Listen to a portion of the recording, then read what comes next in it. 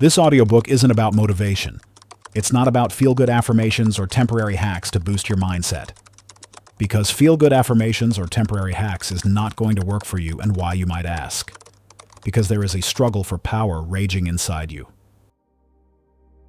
How to control your mind. Every day, every decision, every dream left unrealized. The enemy? Not your circumstances, not other people. It's your own mind. More specifically, the part of your mind you never consciously chose. The part that sabotages, delays, doubts, and destroys. Introduction. This audiobook is your guide to confronting that inner saboteur. It will take you deep into the hidden layers of your subconscious, the programs you didn't write, but that run your life. You'll learn why you hesitate when you want to act, why you quit when you're about to break through, why you keep repeating patterns you swore you'd never fall into again. But more importantly, you'll learn how to take your mind back. Each chapter is a weapon, each insight a tool. And by the time you finish, you won't just understand yourself, you'll be able to reprogram yourself. Because once you realize the enemy isn't the world, but the code running silently inside your mind, that's when you start winning. Chapter 1. The Enemy Within, Exposing the Mind's Saboteur. Have you ever wondered why, despite having good intentions, a clear plan, and even strong motivation, you still end up sabotaging your own progress? It's not bad luck. It's not the world out to get you. The real culprit, the one pulling the strings behind your every hesitation, doubt, and delay, is your own mind. More specifically, it's your subconscious programming. The part of you that operates in the dark, silent, invisible, and most of the time in total control. From the moment we're born, our minds begin to absorb information like a sponge. Beliefs, behaviors, emotional reactions, rules about how life should work. And most of that comes from parents, culture, school, religion, and early emotional experiences. By the time you're 7 years old, your mental operating system is nearly fully installed. But here's the kicker. You didn't choose the code. You inherited it. And unless you consciously rewrite it, that code runs your life. Think about this. Your conscious mind is like the captain of a ship. It can direct, choose, and will things into motion. But the subconscious, that's the engine room. It doesn't think. It just follows orders it was given long ago, even if those orders are outdated, irrational, or flat-out self-destructive. You want to be wealthy? Your conscious mind says yes. But if your subconscious believes money is evil or you're unworthy of success, you'll unconsciously repel wealth. You'll procrastinate, overlook opportunities, self-sabotage. Why? Because the subconscious always wins. Not because it's stronger, but because it's always on, running 95% of the show. Let that sink in. Most of your daily actions, decisions, emotional reactions are not conscious. They're automatic, habitual, pre-recorded loops. So here's the hard truth. The greatest enemy you will ever face is not external. Not a boss, not your ex, not your circumstances. It's the hidden programming within your own mind. And until you confront it, you will continue to play a game rigged against you, by you. But don't be discouraged. Because once you understand how the mind works, you can begin to work it. You can rewire the patterns. You can change the code. The path begins with awareness. Start by observing your thoughts. Not just what you're thinking, but why you're thinking it. Notice the internal resistance that shows up when you try to do something bold. Pay attention to the stories you tell yourself. I'm not good enough. I'll fail. It's too late for me. Every story is a program, and every program can be rewritten. This chapter is your wake-up call. Your mind is not the enemy, unless you let it remain unconscious. But the moment you shine a light on it, you reclaim your power. So ask yourself, who is really running my life? Me or the unexamined programs installed in childhood? The real war is not out there. It's within. And this is the beginning of your liberation. Chapter 2. The Invisible Code. How your subconscious runs the show. What if everything you do, every choice, every reaction, every belief isn't really yours. What if it's all running on a silent operating system you didn't install? The subconscious mind is not just a concept in psychology, it's your actual code base, and unless you rewrite it, your life will keep echoing the same patterns, dressed up in new faces, jobs, or places. Think of your mind like a computer. Your conscious thoughts? That's the screen. What you see, what you click. But the subconscious? That's the source code running beneath.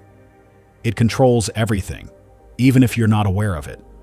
You might say, but I want to be rich, I want to be happy, I want to be confident. Sure, that's the screen talking.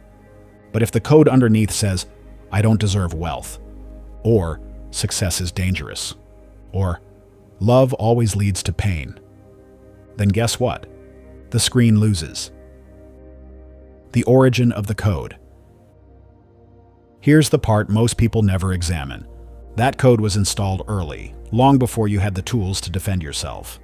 Every experience in your childhood, every emotion you weren't allowed to express, every adult who told you, you can't, you're too much, or that's not realistic, they were programming you. By age 7, your subconscious mind is already running the show. By age 14, it's reinforced. By adulthood, it's running loops so tight that you don't even realize you're trapped. You're not lazy. You're not weak. You're not unmotivated. You're just running code that says, stay safe, don't grow, don't risk. Because at some point, growth hurt, and the subconscious only cares about survival, not your dreams. The enemy wears familiar clothes. You ever find yourself self-sabotaging at the edge of a breakthrough? You get the opportunity you've been waiting for, and then you ghost it. You're offered love, and then you push it away. You make money, and then you find a way to lose it. That's not you failing. That's your subconscious winning. It's keeping you in alignment with the code it believes is safe, even if that safety means chaos, poverty, or loneliness. If that's what's familiar, the code will choose it. Every time. Because to your subconscious, familiar equals safe, and safe equals survival. So you wonder why you can't change? It's because you're trying to paint a new future on top of a corrupted blueprint. You don't rise to your goals. You fall to your programming. That's the brutal truth most people ignore. You can visualize all you want. You can say affirmations in the mirror until your voice cracks. But if the code underneath says, this isn't who I am, then it will delete everything you build.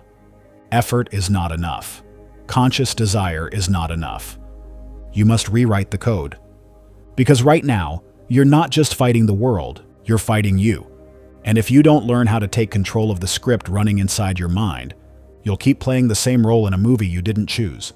Chapter 3. Mental Loops. Escaping the Trap of Thought Addiction. Why do we keep thinking the same thoughts, day in, day out, expecting a different result? Because the mind, left unchecked, becomes addicted to its own patterns. And thought is the most subtle addiction of all. Most people don't realize this. The average human thinks around 60,000 to 70,000 thoughts per day. And here's the kicker. Over 90% of those thoughts are the same ones you had yesterday. So you wake up, check your phone, think about your to-do list, remember who hurt you, worry about money, compare yourself to others, and replay old stories.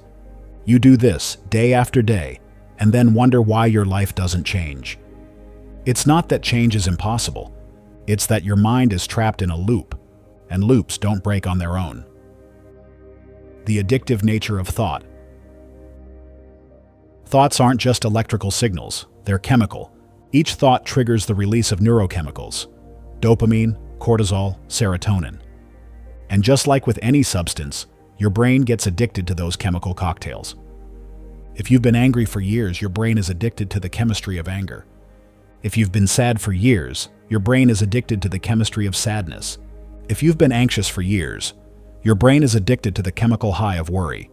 Your body becomes the mind. It starts craving those emotions. And without even realizing it, you start unconsciously creating situations just to feel them again. You think you're reacting to life, but in reality, you're relapsing. the thoughts that think you. Here's a hard truth. Most of your thoughts aren't even yours. They're echoes of your past, echoes of your culture, echoes of your parents' fears, your teacher's criticisms, your society's limits. You think you're the thinker. But if you zoom out, you'll see. Most of the time, you're being thought. You're not living with a mind.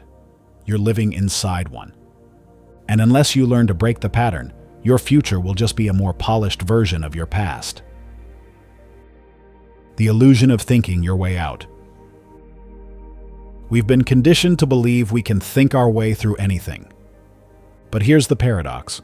The same mind that created the loop cannot break it. You can't outthink an addiction to thought. You don't need more thoughts. You need awareness. Silence isn't the absence of thinking. It's the space where real power begins. When you learn to observe your thoughts without following them, you interrupt the loop. And in that gap, between stimulus and reaction, you reclaim your power.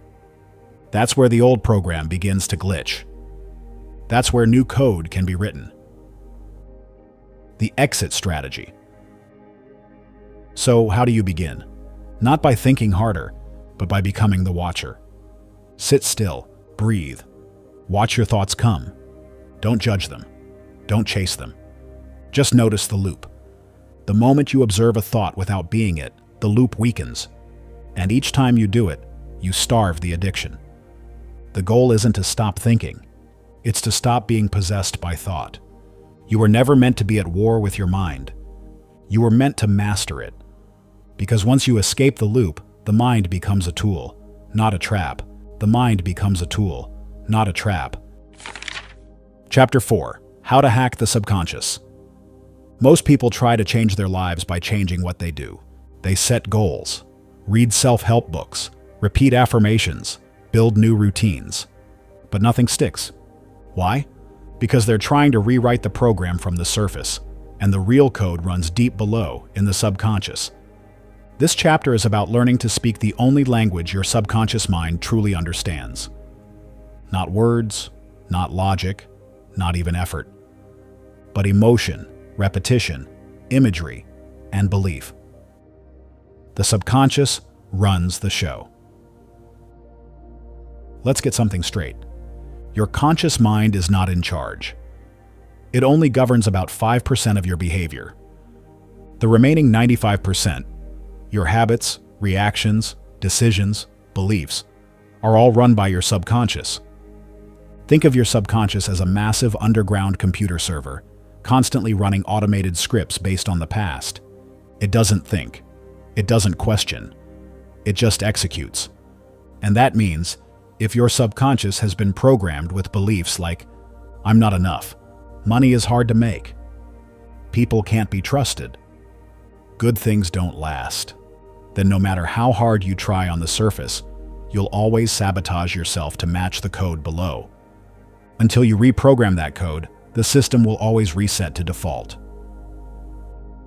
Where did the program come from? The first 7 years of your life were a hypnosis. During that time, your brain was primarily operating in theta waves, the same brainwave state used in deep meditation and hypnosis. In other words, everything you heard, saw, and felt as a child became truth to your subconscious. If you grew up around fear, your nervous system wired itself around anxiety. If you were criticized often, your self-worth was reduced to a fragile shell. If you were made to feel invisible, you began to equate silence with safety. You didn't choose these programs, you inherited them. But here's the beautiful thing, you can rewrite them. Not with brute force, but with precision. Why surface changes don't stick. Let's say you write down a goal. I want to be confident. You say it, you visualize it, you even act it out. But deep inside, your subconscious holds a core belief that says, confidence is dangerous. People who shine get rejected. Guess what happens? Self-sabotage. You'll unconsciously do things to remain small, unnoticed, or insecure. Because deep down, your subconscious believes it's protecting you. It's not trying to ruin your life. It's trying to keep you safe, based on outdated information. This is why willpower alone fails. You're trying to steer a ship with the sails pointing the other way. To change the direction of your life, you must speak directly to the subconscious, and that requires a different language. The 4 keys to subconscious reprogramming. There are 4 main ways to reprogram your inner code. First, repetition in an altered state. Your subconscious is most impressionable in theta state, just before sleep or right after waking. This is your golden window. During this time, repeating empowering affirmations, visualizations, or desired beliefs can actually sink in. Say your affirmations as if they're already true.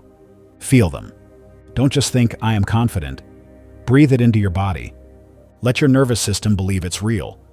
Do this consistently, and the subconscious will begin to accept the new code as familiar. 2. Imagery and emotion. The subconscious doesn't speak words. It speaks pictures and feelings. So, if you want to install a new belief, imagine it vividly. See it, feel it, smell it. Make it real in your inner world. Don't just affirm, "I am abundant." Visualize the lifestyle that matches that abundance. Feel the gratitude, the freedom, the peace. Let your body believe it's already here. The stronger the emotion tied to the image, the faster the installation. The subconscious doesn't know the difference between what's real and what's vividly imagined. Use that to your advantage. 3. Breaking the old pattern. Every time you catch yourself acting out an old belief, stopping yourself from speaking up, procrastinating, shrinking, that's a moment of power. Interrupt the pattern. Ask yourself, what belief am I acting out right now? Awareness is the first crack in the code, and once you're aware, you can make a new choice, no matter how small. Each new choice lays new neural wiring. Over time, new wiring becomes new behavior, and new behavior becomes a new reality. 4th, environmental reinforcement. Your subconscious is always watching your surroundings. What you watch, listen to, and immerse yourself in either reinforces your old code or seeds new ones. Change your inputs. Listen to audio programs that support your desired identity. Surround yourself with people who already live the reality you want to create. Remove daily exposure to fear, gossip, and toxicity. Your environment is either supporting your reprogramming or undoing it. Be intentional. The identity shift. The deepest layer of reprogramming is identity. You can't just change what you do, you must change who you believe you are. Don't say, "I want to become confident." Say, "I am someone who radiates confidence." Don't say, "I'm trying to be abundant." Say, "Abundance flows to me because that's who I am." The subconscious is always working to keep your external life aligned with your internal identity. Change the identity, and the behaviors will follow. The power of present tense programming. Your subconscious doesn't understand future tense. When you say, "I will be successful," it hears, "Success is not here now," and it keeps success in the future, just out of reach. Instead, program in the present. "I am aligned with wealth. I am loved and worthy now. I trust life is working in my favor." Make it current. Make it emotional. Make it real. Beware of conflicting signals. You might be doing all the right things, meditating, visualizing, journaling, but if you're also reinforcing old programs the rest of the day, through complaining, self-judgment, or fear, you're sending mixed signals. Your subconscious doesn't respond to isolated rituals. It responds to your dominant state. So the real work is not in what you do once a day. It's in who you are being all day long. Every thought, every reaction, every emotion, they're all votes for your inner program. Choose wisely. You are the coder. You weren't born broken. You were programmed unconsciously. Now you get to consciously reprogram yourself. You don't need to fix yourself. You were never broken. You only need to uninstall the lies. You are not your past. You are not your fears. You are not the story someone else wrote for you. You are the coder now, and the mind you once thought was your enemy, that same mind will become your most powerful ally. Chapter 5. Mental Resistance. Why Change Feels Like Death. There's a moment in transformation when you're not who you used to be, but not yet who you are becoming. That moment feels like a void, a free fall. And it's in that space that resistance is loudest, not because something is wrong, but because something is shifting. Change is death to the part of you that's always survived by being the same. When people talk about transformation, they often picture freedom, clarity, abundance. And while all of that is real, there's a shadow side no one warns you about. That part where the mind starts panicking, whispering that you're unsafe, that you're making a mistake, that you're abandoning something important. That voice isn't your enemy, but it is the voice of your old programming doing its job, to keep you alive by keeping you the same. The subconscious mind is wired for familiarity, not success. Its first priority is survival. And to your survival system, known suffering is often safer than unknown happiness. If you've lived years being broke, overthinking, lonely, self-critical, those patterns have become home. They've written themselves into your nervous system like background music. Even if they make you miserable, they're predictable. And to the subconscious, predictable equals safe. Now, try to imagine changing that. Imagine stepping into a reality where you're powerful, magnetic, decisive, open to love, aligned with abundance. Sounds great consciously, right? But to the part of your mind that only trusts repetition, it sounds like a threat. This is why, when you're on the verge of breaking through, everything suddenly feels harder. Old habits flare up. Procrastination sneaks in. Doubt creeps closer. You start questioning everything. This is resistance, and it's not here to ruin you. It's here because a part of you believes change equals danger. Let's get something straight. Your mind isn't trying to sabotage you. It's trying to protect you, in the only way it knows how. It's using outdated software to keep you from getting hurt, embarrassed, rejected, or overwhelmed. But if you don't understand this, you'll think resistance means stop. You'll misinterpret fear as a red light, when in truth it's a yellow one. It means slow down and pay attention, not turn back. The truth is, real change rarely feels good at first. It feels unfamiliar, disorienting, vulnerable. That's because you're not just changing your thoughts, you're changing your identity. You're rewriting the operating system your life runs on. And that takes energy, repetition, and compassion. So how do we move through resistance without triggering full-blown self-sabotage? Let's break it down. Step 1. Normalize the fear response. First, stop thinking something's wrong with you because you feel resistance. It's not a sign of weakness. It's a biological survival response. When you stretch beyond your comfort zone, the amygdala, the brain's threat detection center, lights up. It doesn't know the difference between emotional vulnerability and physical danger. It just senses deviation from the norm and sends out a warning flare. Danger. Don't proceed. That's why it's so important to anticipate this fear in advance. Expect it. Normalize it.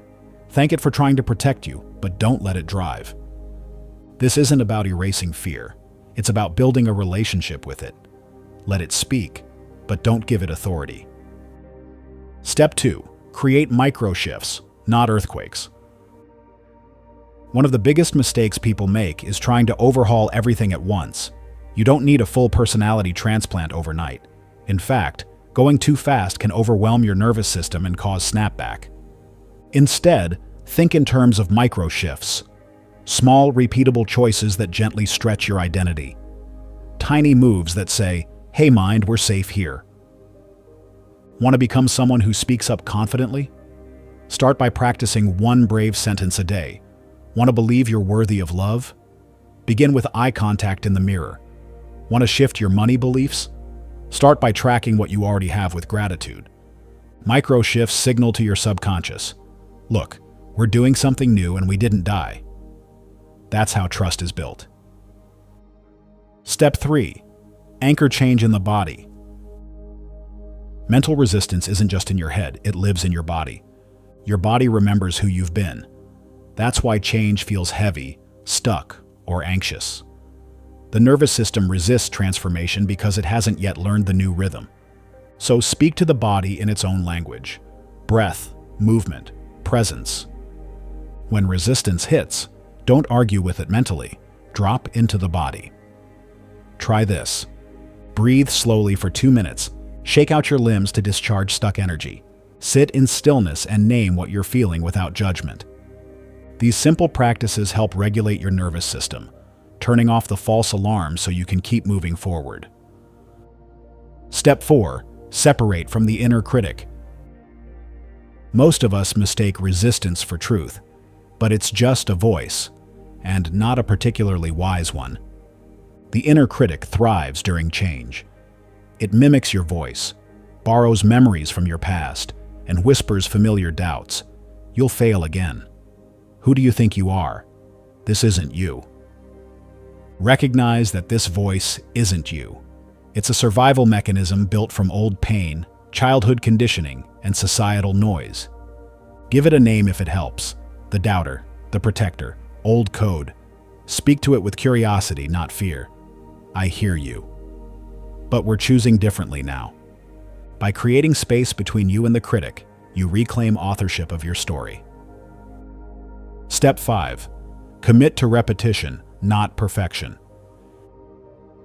Here's the quiet truth most people miss. Resistance weakens through consistency, not force.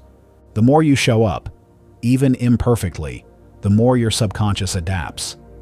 The more you repeat a new behavior or belief, the more it becomes the new familiar.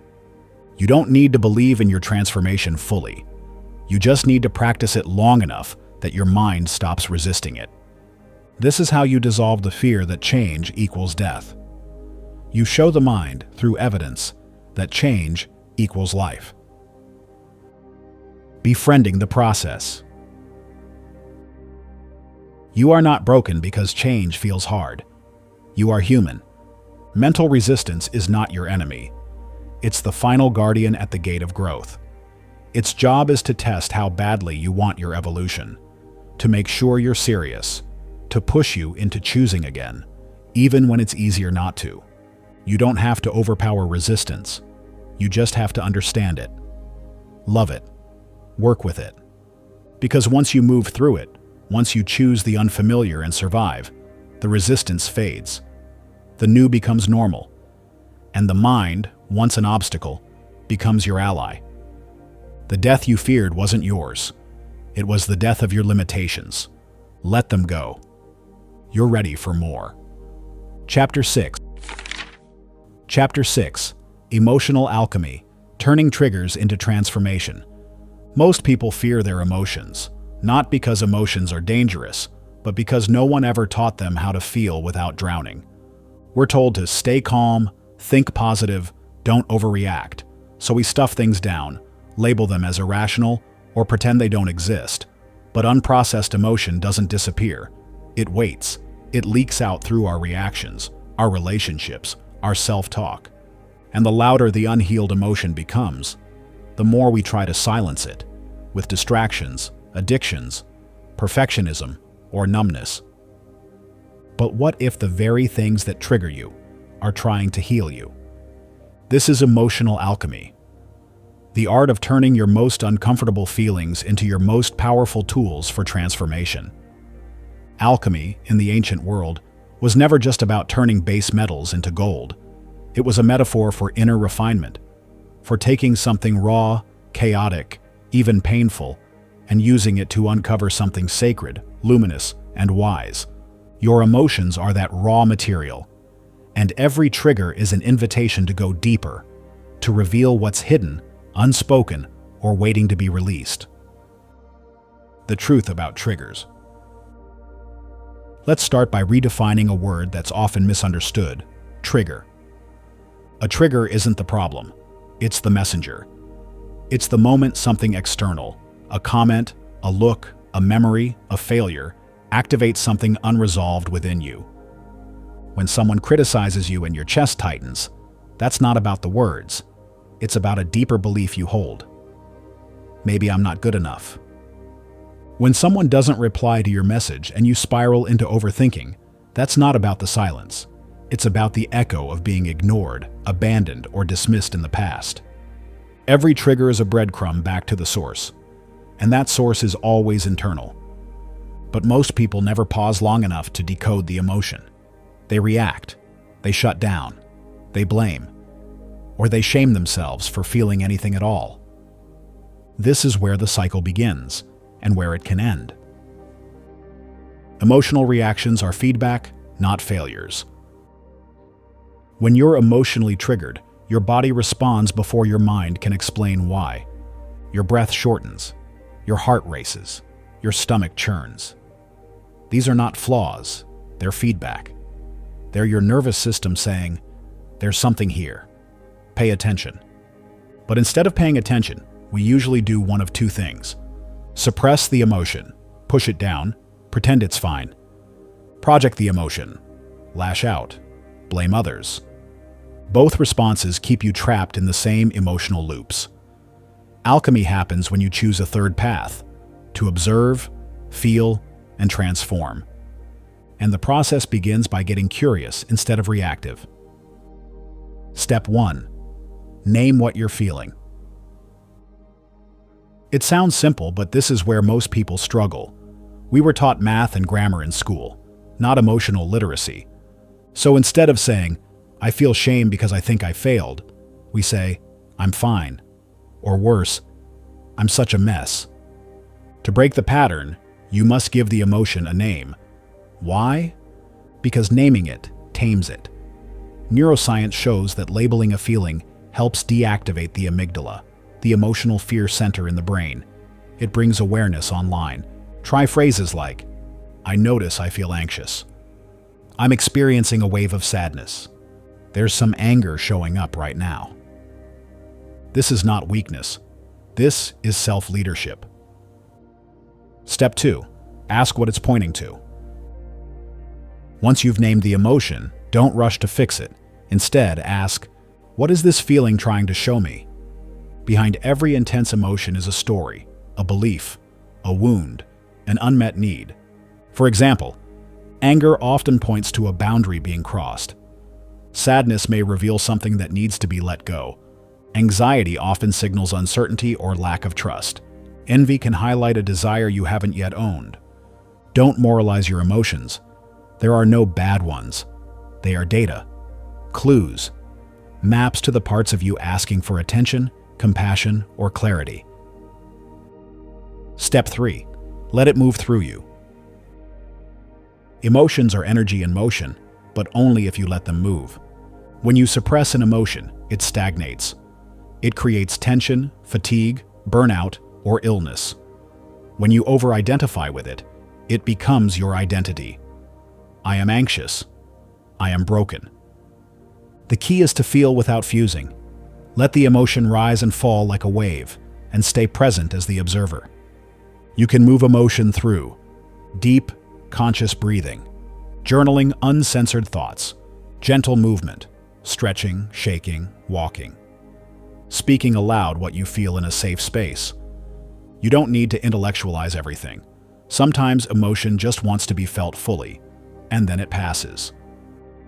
Step 4. Rewire the reaction loop. Each time you react from a trigger without awareness, you reinforce a neural pathway, a groove in your brain that says, "When X happens, I must feel Y." But with awareness comes the power to pause, to rewire. Here's how. Notice the trigger as it happens. Name the emotion. I feel hurt. Locate it in your body. It's in my chest. Ask the deeper question. What is this hurt reminding me of? Breathe into the discomfort. Give it space. Choose a new action, kindness, boundaries, truth. Over time, this practice rewires your brain for presence over panic, choice over compulsion, and awareness over autopilot. Step 5. Make peace with discomfort. Here's the paradox of emotional alchemy. The moment you stop trying to escape discomfort, is the moment it loses control over you. You don't have to like discomfort, but if you can sit with it, without numbing, fixing, or fleeing, it transforms. Why? Because your nervous system learns, I can feel hard things and survive. This is emotional resilience, not the absence of pain, but the presence of capacity. The ability to meet your emotions with strength, compassion, and curiosity, not fear. The gift of triggers.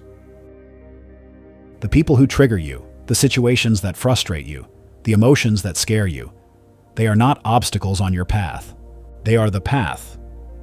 Because every trigger is a flashlight pointing to the parts of you still waiting to be seen, still waiting to be healed, still waiting to be chosen with love. And when you choose to meet your emotions, all of them, without judgment, something incredible happens. You become whole, no longer at war with yourself, no longer a slave to reactions, no longer defined by your past pain. You become the alchemist, and in your hands, every feeling, even the hardest ones, becomes fuel for your freedom. Becomes fuel for your freedom. Chapter 7. The Mind-Body Loop. How Thoughts Create Chemistry. Your body listens to your mind, not metaphorically, not symbolically, but biologically. Moment to moment, thought by thought, your brain sends chemical messages into your bloodstream that shape how you feel, how you heal, and how you show up in the world. This is not just positive thinking. This is biochemistry. Every time you think a thought, your brain generates a corresponding emotion. And that emotion floods your body with neuropeptides, hormones, and energetic signatures. If you think anxious thoughts, your body produces cortisol and adrenaline. If you think joyful thoughts, it releases dopamine and serotonin. Your body doesn't question whether a thought is real, logical, or helpful. It reacts chemically. This is the mind-body loop, the feedback system through which your thoughts create feelings. Your feelings influence behavior, and your behavior reinforces the original thoughts. And once you understand how this loop works, you gain access to something most people never realize they have: the power to change your internal chemistry by changing your mental patterning. Let's break this down. Every thought is a signal. Your brain doesn't just process information, it broadcasts it. Each thought you think fires a network of neurons in the brain. Neurons that fire together wire together. That means the more you think something, the more automatic it becomes. Think "I'm unsafe" over and over, and your body adapts to that belief by staying tense, guarded, inflamed. Think "I can't handle this," and your immune system gets the message: stand down, stay stressed, survive. This isn't spiritual speculation. It's psychoneuroimmunology, the study of how mental states affect the immune system and bodily function. What's fascinating is that your body doesn't know the difference between an imagined threat and a real one. You can be sitting on your couch, perfectly safe, but if your mind replays an argument, a worry, or a worst-case scenario, your body reacts as if it's happening all over again. Your heart rate increases, muscles tighten, breathing becomes shallow, digestion slows, cortisol rises. That's the mind-body loop in motion. And when this loop becomes chronic, when stress becomes a baseline, the body begins to deteriorate. Fatigue, anxiety, chronic pain, hormonal imbalances. These are often not separate physical problems, but the chemical echo of unresolved mental loops. Emotions are chemistry in motion. Let's talk about feelings, not as fleeting moods, but as physical messengers. Every emotion you experience is a chemical state. It has a half-life, a signature, a hormonal footprint. And it doesn't just live in your head, it lives in your tissues, your breath, your immune response. When you feel shame, your body contracts. When you feel joy, it expands. When you feel love, oxytocin floods your system, softening your heart and soothing your nerves. This is why repeating old emotional states, anger, resentment, guilt, becomes addictive.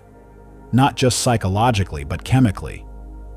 Your body becomes used to the chemicals associated with those emotions. It starts to crave the familiar state, even if it's painful. This is emotional homeostasis, the body keeping you in the emotional frequency it's most used to. And unless you interrupt the pattern, you'll keep recreating the same internal weather, no matter how many external things you change. The body becomes the memory. After a while, the body doesn't need the original thought to keep the loop going. Let's say you experienced fear repeatedly in your childhood. Eventually, your nervous system memorized fear as a baseline. As an adult, even if the environment has changed, your body may still default to that fear state. Not because you're actually in danger, but because the mind trained the body to expect it. And now, the body is in control. This is when people say, "I know I shouldn't be scared. I know everything is fine, but my body doesn't feel safe." That's not irrational, that's conditioning. When the body becomes more familiar with survival chemistry than peace chemistry, your thoughts start to follow your feelings instead of the other way around. You wake up feeling off, and then your mind invents a reason for it. This is the reversal of the loop, the body triggering the mind, and it reinforces the cycle. Interrupting the loop. So how do you change it? Not by force, not by guilt, but through gentle repetition, awareness, and new experiences. Here are the steps to begin reversing the mind-body loop. 1. Observe without judgment. Become aware of your most repeated thought loops. What's the internal narrative you default to? I'm overwhelmed. I'm not safe. Something's going to go wrong. Don't fight it. Don't label it as bad. Just witness it. This witnessing creates space between stimulus and response, the space where transformation begins. 2. Change the thought. Change the chemistry. Choose one thought pattern to interrupt daily. Instead of, "I'm not safe," repeat, "Right now, I am grounded and supported." Instead of, "I can't handle this," try, "I am more capable than I think." At first, your body won't believe it. That's okay. You're not lying. You're installing a new signal, and with repetition, the body will begin to respond differently. New neurochemicals, new feelings, new behaviors. 3. Regulate the nervous system. You cannot think clearly when your body is in panic. You must down-regulate the nervous system. Tools like deep diaphragmatic breathing, cold exposure or grounding techniques, gentle movement like walking or yoga, vagus nerve activation like humming or gargling. All signal to the body, you are safe now. When safety is restored in the body, the mind opens up to new possibilities. 4. Rehearse future states. Visualization is not fantasy, it's neurological rehearsal. When you visualize a peaceful outcome or a desired future, and feel it as real, you activate the same brain regions as if it were actually happening. You're teaching your body a new chemical experience. 10 minutes a day. Close your eyes. Breathe. Feel the emotional signature of calm, power, success, or love. Let your body memorize it, because when the body knows peace, the mind no longer chases panic. You are the programmer. You are not just the passenger in the mind-body loop. You are the programmer. And when you take ownership of your mental diet, the thoughts you feed yourself, you shift your biological state. You reduce inflammation. You improve immunity. You sharpen perception. You age slower. You live clearer. Your body becomes your ally instead of your battleground. This is not bypassing pain. This is learning how to process it wisely. To feel your way through the body's messages, and then speak to it in a language it understands. Breath, movement, emotion, attention. You are already wired for healing. Your body is not broken. Your mind is not your enemy. They've simply been looping the same program for too long.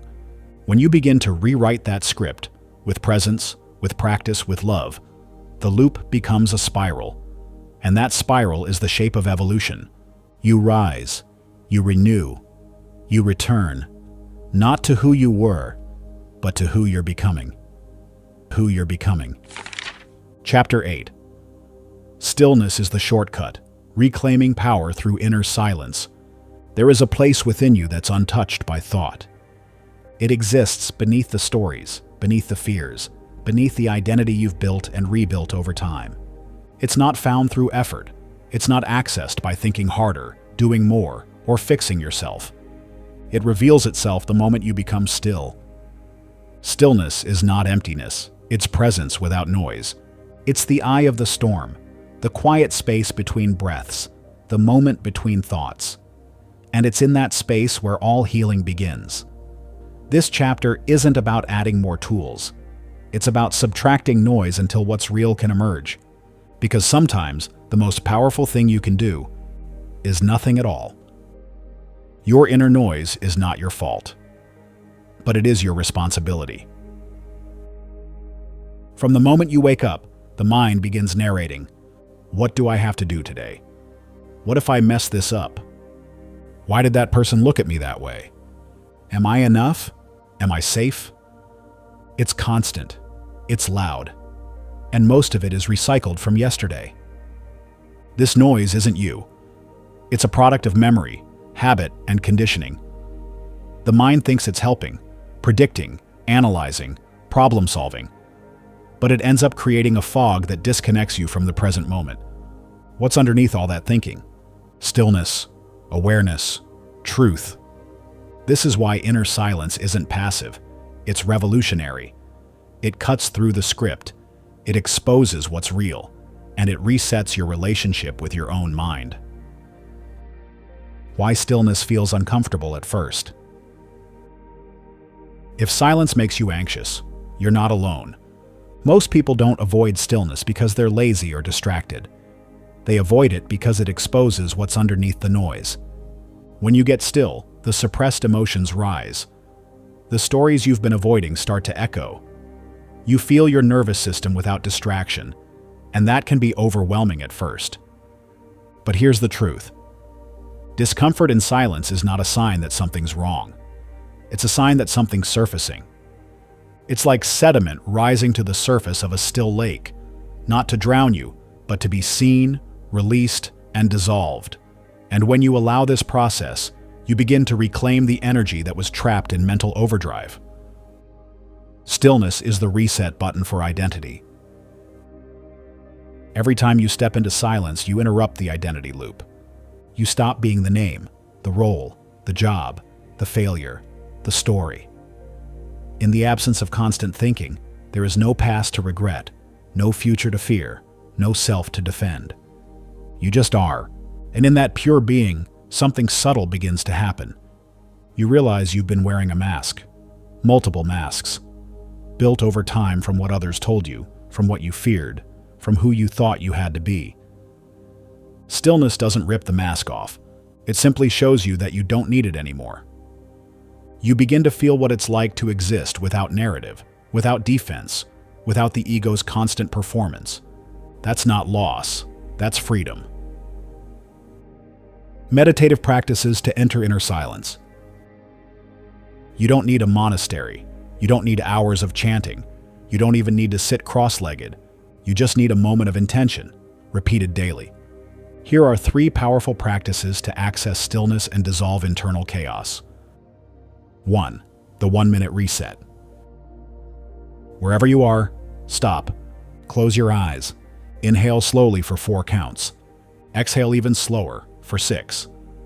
Do this for just 1 minute. No goal, no outcome, just pure presence. You'll notice the mind wants to pull you away into tasks, timelines, commentary. That's okay. Come back to the breath, again and again. Stillness lives in your return, not in perfection.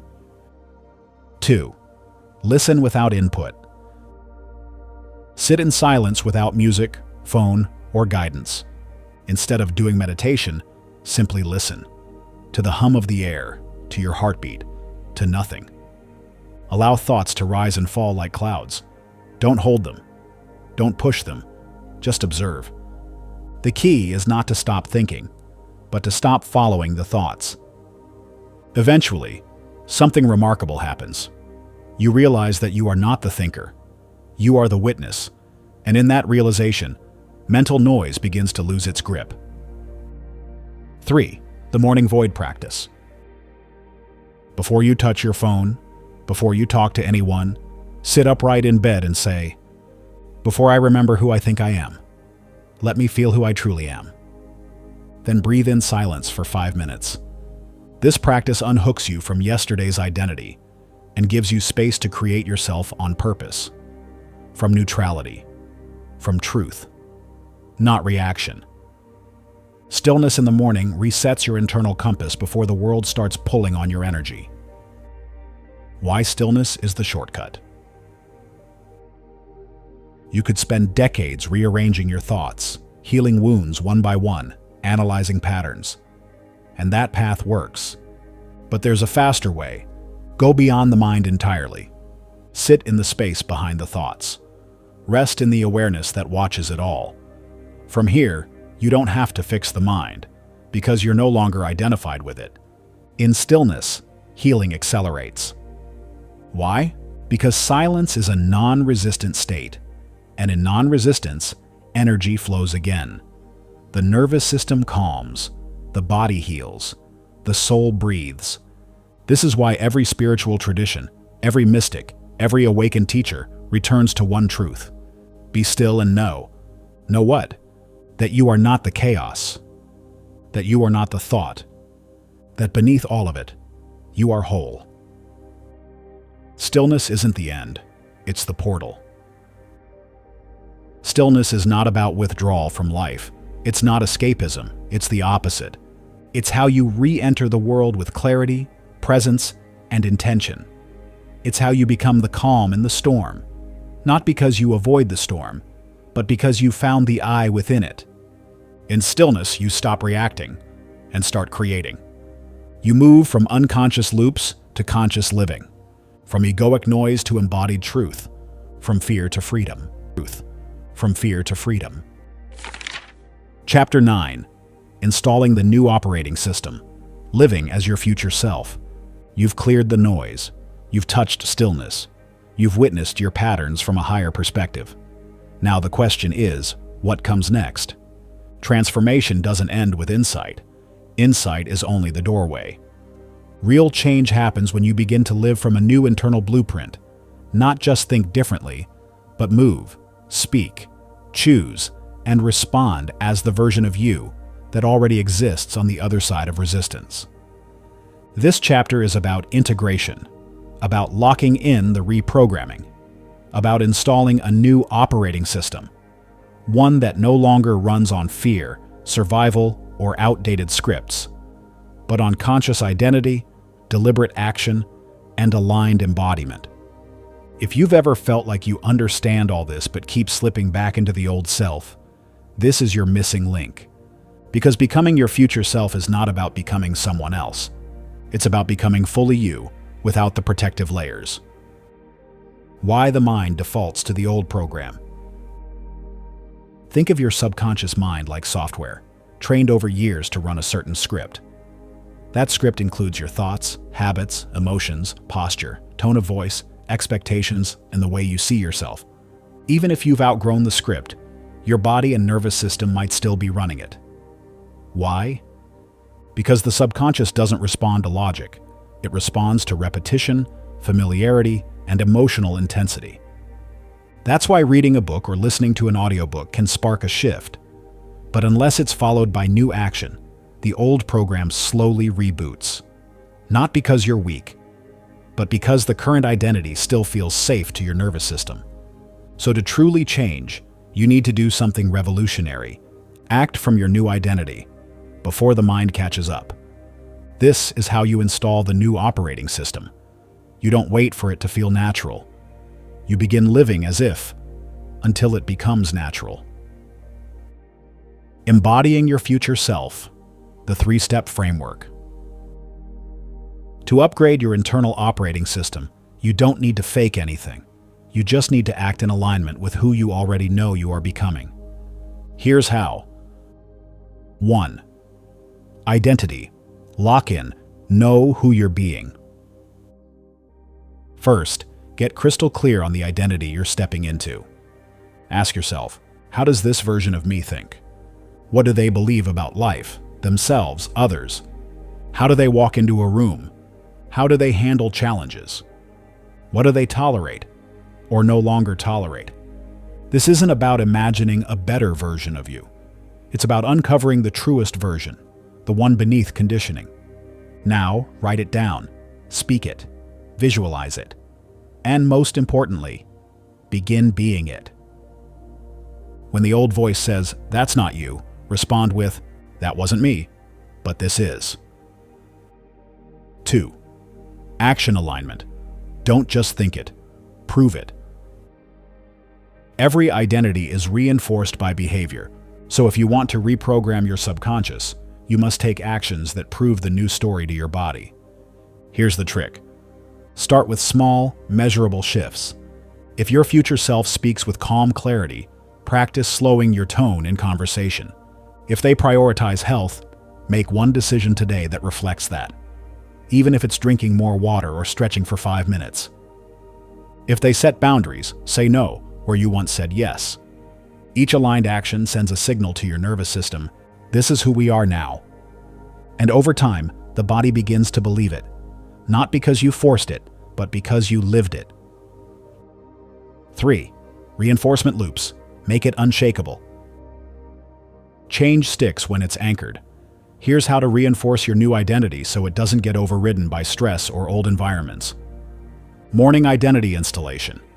Each morning, repeat a phrase that locks in your new self. For example, I'm not becoming, I'm being. I move as my future self, now. I already am who I choose to be. Environmental cues. Design your space to reflect your new identity. What books are visible? What reminders are on your mirror? What habits live on your calendar? Celebrate micro-wins. Every time you show up as your new self, no matter how small, acknowledge it. Celebrate it. Your brain wires change through emotion. The more joy you attach to aligned action, the faster it sticks. What if you slip? You will. Not because you're broken, but because growth isn't linear. There will be days when the old identity sneaks back in. When the body chooses survival. When fear wins. That's okay. In fact, that's expected. The power isn't in never falling back. The power is in how quickly you remember who you are. The moment you notice yourself slipping, pause. Don't shame yourself. Don't spiral. Just return. Breathe. Re-anchor. Reclaim. The faster you realign, the stronger the neural pathway becomes. Living as your future self creates a new present. The most beautiful part of this work is that you don't have to wait for someday. You don't have to reach the perfect state of being before you start showing up. You create the future by becoming it now, not in theory, not in hope, but in daily embodiment. You are not waiting for change. You are the change. You are not hoping for clarity. You are choosing clarity. You are not trying to become confident. You are remembering confidence that's already yours. This isn't a mental exercise, it's a lifestyle. Integration isn't the end, it's the beginning. By now, you've dismantled the illusion, observed the chaos, found the silence, and begun the rewrite. But this work doesn't end here. Your life will keep offering opportunities to test, refine, and deepen this embodiment. Triggers will still come, but now they're teachers. Old patterns might resurface, but now you have tools. The goal is not perfection. The goal is presence, and presence will always bring you back home. Chapter 10. The Silent Revolution. Mastering the Inner World. This is where everything you've learned leads, not to noise, not to outward domination, but to quiet, deliberate mastery. This chapter is a reminder and a call to inner sovereignty, a call to the silent revolution that's been unfolding within you from the beginning. Because the most profound revolutions do not shout, they do not need permission, they do not beg the world to change, they become the change. The only battlefield that matters. You live in a world constantly demanding your attention. Opinions, distractions, comparison, urgency. You're told that to make a difference, you must fight, argue, hustle, win. But here's what the awakened know. The only battle worth winning is the one inside your own mind. Until your inner world is free, no external victory will feel safe. Until you master your thoughts, your emotions will rule you. Until you claim your own attention, the world will steal it. And until you remember who you are, not who you were taught to be, you'll keep handing your power away. So, let's make it plain. The world doesn't need more controlled people trying to control others. It needs more sovereign beings, grounded, awake, and unshakable. It needs people like you, not to rebel against the system, but to transcend it entirely. What mastery really means. Inner mastery isn't about always feeling calm or positive. It's not about suppressing emotion or pretending nothing touches you. It's about responsibility. It's the deep realization. My reaction is mine. My thoughts are mine. My peace is mine to protect. It's understanding that while you can't control everything, you can choose how you relate to everything. That's freedom. That's power. That's real control. Mastery is waking up each day and recommitting to yourself, to your awareness, to the truth behind the noise.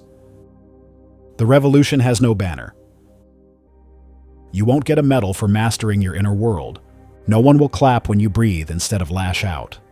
No headline will run when you choose compassion over control. This work is invisible. It's unglamorous and it's hard, and still, it is the most radical thing you can do. Because once your mind is clear, you don't just change your own life.